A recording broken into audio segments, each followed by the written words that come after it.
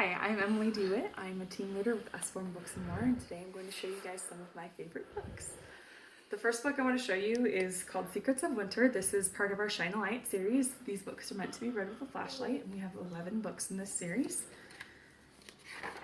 So, what little kid doesn't love to read with a flashlight? But it'll be all about winter, or we have an apple tree one. It's all about the ecosystem of the apple tree, and so it'll say something like this. In the fall, many trees lose their leaves. Can you see who is sleeping here? And so you take your flashlight and you shine it behind the page, and you can see who's sleeping there. And this is just magic for little kids. They love this. And the next page will say, snow is falling. Look closely at the flakes. Can you see their shapes? And you shine the light behind. You can see the snowflakes. So this is one of my favorite series that we have. I love to pair it with a flashlight and it's like my go-to gift for birthday parties or Christmas presents. We love those. The next book I want to show you is Dan the Taxi Man. This is a really cute, rhymey rhythm type book, and it repeats through the whole story. So it'll say like, here's Dan, beep beep the taxi man. Going to the show and picking up the band. Climb inside while you still can with Dan. Beep beep the taxi man. And as he picks up each member, it'll go back through and repeat, like you can see. So here's Dan, beep beep the taxi man, through each one until they all make it to their show and they have their concert. The next two books that I want to show you are Pirate Stories for Little Children and Fairy Tales for Bedtime. If you guys are familiar with the Big Book of Little Stories, these are very similar to those.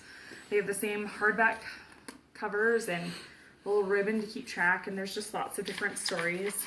I love this Fairy Tales one. It's got Cinderella, Goldilocks and Three Bears, Jack and the Beanstalk. There's a whole bunch, I don't know if you guys can see, but just beautiful illustrations and lovely books. This one has a little bit more text than some of the other ones, but the stories are still about the perfect length for right before bed. And just to show you the difference, this one has less text and more illustrations, so a little bit smaller, child-friendly on this one. The next book I want to show you guys is the Questions and Answers. It's a series, but this is one about dinosaurs. So it's got these flaps, and it'll say like when and where, or how, and on each page. Mine's been a little loved. And it'll say like, how big was the biggest dinosaur? And then you lift the flap and it'll answer, and it has like a little picture to show. The next book I want to show you, this is one of my absolute favorite books that we have. This is Nibbles the Book Monster, and it is so cute. So in here, this is a story about a little monster called Nibbles. It's got these little flaps. Nibbles likes to nibble soap, and Nibbles nibbles socks. Nibbles chomps on rubber ducks, and Nibbles munches clocks. Nibbles loves to nibble toes, and Nibbles nibbles hooks. But Nibbles' favorite thing of all to nibble on is books. Oh no, where's Nibbles? He's nibbled his way right out of this book. And you pick it up, there's actually a little hole in the page. And there's a look and find page. And then he nibbles into someone else's story, and the story changes because he's nibbled into it. Just go through those. And then Jack and the Beanstalk and the Golden Goose takes him back to his own story, and then drops him back in his cage, and you have to hurry, pulls him in, and it says, oh, don't take your eyes off of him even for 1 second. What's that sound? And you flip back here, and you can see that he's nibbled out of his story again. So I love this book. There's actually a little plush that's available with it too. It's darling. Next, I want to show you Count to 100. So this one right here is just, most counting books go to like 10. So this one will actually go all the way to 100. Each page it does a little bit different. So it goes up to 20, and then it starts going 30, 40, 50, and on this one I like is, although it's counting to 50, they also have like little counting things in between, like how many buildings are there, so they count the buildings, and how many windows are there, or on each building. So this is kind of fun, and it goes just beautiful, beautiful illustrations in this one. Good for your beginning counters. The next one I want to show you is our 1001 Things to Spot in Fairyland. We have a whole bunch of books of this series.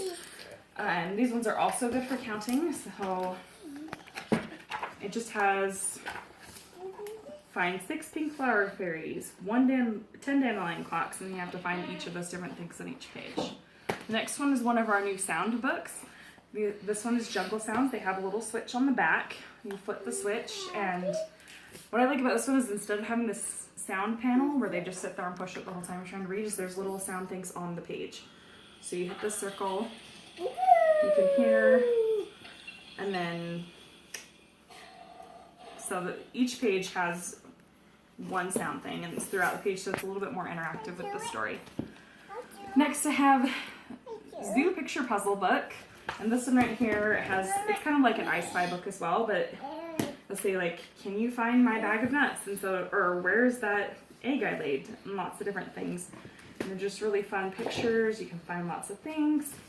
And there is a key in the back where it shows you where all the things are. The last book that I want to show you guys is one of my favorites for reading together. This is Cordelia. And this is just the most beautiful story. You did a good job. Mommy, and it's about this little girl who can fly, and others don't think she can, and she starts, good job, Rosie. And so she starts to believe that she can't fly, and then she says, hey, does it matter? Is who I am based on what other people think? And it's very inspiring, and gets kind of gray when she can't fly anymore, and then she remembers who she is, and she can fly again. Anyway, it's just a beautiful story. But those are just a few of my favorites. Thanks for listening.